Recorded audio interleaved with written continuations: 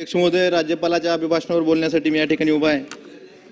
अध्यक्ष महोदय, राज्य सरकार नेहमी 1 रुपयात पीक विमा या योजनेचा गवगवा करतं, त्याचं श्रेय घेतं। अध्यक्ष महोदय, 2023 पासून योजना लागू झाली, त्यामध्ये अध्यक्ष महोदय महाराष्ट्रातील जवळपास 1,71,00,000 शेतकऱ्यांनी पीक विमा योजनेचा लाभ घेतला आणि परवाच दादांनी सांगितलं की 3504 कोटी रुपये वाटप शेतकऱ्यांना पीक विम्याच्या नुकसान भरपाईपोटी केलं। अध्यक्ष महोदय, आपल्या माध्यमातून सरकारला मला लक्षात आणून द्यायचं आहे की आपण 2023 मध्ये 8,019 कोटी रुपये हप्ता हा विमा कंपनीला दिला होता किंवा देणार आहोत, परंतु त्याच्या बदल्यात फक्त 3,035 कोटी एवढीच नुकसान भरपाई कंपन्याकडून शेतकऱ्यांना मिळालेली आहे। अध्यक्ष महोदय, लोकसभेची आचारसंहिता चालू असताना मोदी सरकारने एक परिपत्रक काढलं महाराष्ट्रासाठी आणि त्या परिपत्रकानुसार महाराष्ट्रातल्या बऱ्याच शेतकऱ्यांना नुकसान होतंय। ज्या महसूल मंडळामध्ये 25% जास्त नुकसान भरपाईच्या सूचना आलेल्या आहेत, ह्या महसूल मंडळासाठी नुकसान भरपाईचे वेगळे सूत्र त्या परिपत्रकानुसार दिलं आहे। आणि धाराशिव जिल्ह्यापुरता विचार करायचा झाला अध्यक्ष महोदय तर 57 पैकी 32 महसूल मंडळ ह्या केंद्र सरकारच्या परिपत्रकामुळे नुकसान भरपाईपासून वंचित राहिलेले आहेत, ते शेतकरी वंचित राहिलेले आहेत। अध्यक्ष महोदय, आपल्या माध्यमातून सरकारला मला एवढीच विनंती करायची आहे की हे केंद्र सरकारचं जे शेतकऱ्याला अन्यायकारक परिपत्रक आहे, हे पूर्ण महाराष्ट्रातील शेतकऱ्यांसाठी अन्यायकारक आहे। हे मागे घेण्यासाठी सरकारने प्रयत्न करावेत आणि शेतकऱ्यांना पीक विमा मंजूर करून देण्यात यावा। अध्यक्ष महोदय, मार्चच्या 2022च्या महाविकास आघाडी सरकारच्या अर्थसंकल्पामध्ये तत्कालीन अर्थमंत्री अजितदादांनी प्रोत्साहनपर अनुदान देण्याची घोषणा केली होती, परंतु अध्यक्ष महोदय अद्यापर्यंत सर्व शेतकऱ्यांना प्रोत्साहनपर जे नियमित कर्जदार होते त्यांना अद्यापर्यंत सगळ्या शेतकऱ्यांना मिळालेले नाहीत। अध्यक्ष महोदय, माझी विनंती आहे आता तरी निवडणुकीच्या आधी तरी सर्व शेतकऱ्यांना ते प्रोत्साहनपर अनुदान देण्यात यावं आणि जे वंचित राहिलेले शेतकरी आहेत त्यांना अनुदान देऊन सरकारने अनुदान द्यावं ही विनंती करतो।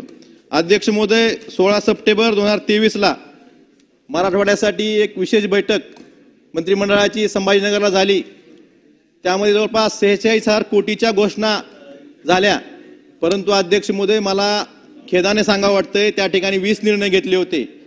सिल्लोडच्या न्यायालयाचा जर काम सोडलं तर त्या गेलेल्या घोषणापैकी एकही काम पूर्ण झालेलं नाही। त्यामुळे फक्त घोषणा करण्यापेक्षा ह्या कामाची अंमलबजावणी कशी होईल यासाठी सरकारने लक्ष द्यावं ही अध्यक्ष महोदय आपल्या माध्यमातून सरकारला विनंती आहे। अध्यक्ष महोदय, राज्यपालाच्या अभिभाषणामध्ये अजून एक विषय कपडा देखील त्या जिल्ह्यापर्यंत पोहोचलेला नाही, त्यामुळं विद्यार्थी बिगर गणवेशाच्या शाळेत येत आहेत। अध्यक्ष महोदय, RTE मधून खाजगी शाळांमधल्या प्रवेशासाठी सरकारने एक धोरण ठरवलं, त्यामधून खाजगी शाळा वगळल्या गेल्या। मग नंतर काही पालक उच्च न्यायालयात गेले, त्या प्रक्रियेला स्थगित दिली। शाळा चालवून 15 दिवस झाले, अजूनही त्याबाबतचा निर्णय न्यायालयात सरकारच्या वतीने योग्य बाजू नाही मांडल्यावर निर्णय झालेला नाही।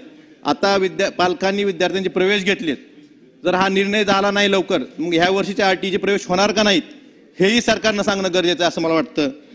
अध्यक्ष महोदय, सकाळी दादांनी सांगितलं तोच विषय, ग्रामविकास विभागानं 2005 पूर्वी जाहिरात निघालेल्या परंतु नंतर जॉईन झालेल्या शिक्षक असतील किंवा ग्रामसेवक असतील याबाबतचाही निर्णय त्यांना बाकीच्या विभागाने निर्णय घेतले, परंतु ग्रामविकास विभागाने जी सगळ्यात मोठी आस्थापना शिक्षकांची आणि ग्रामसेवक लोकांची असते ह्याबाबतचा निर्णयही लवकर घ्यावा ही विनंती करतोय।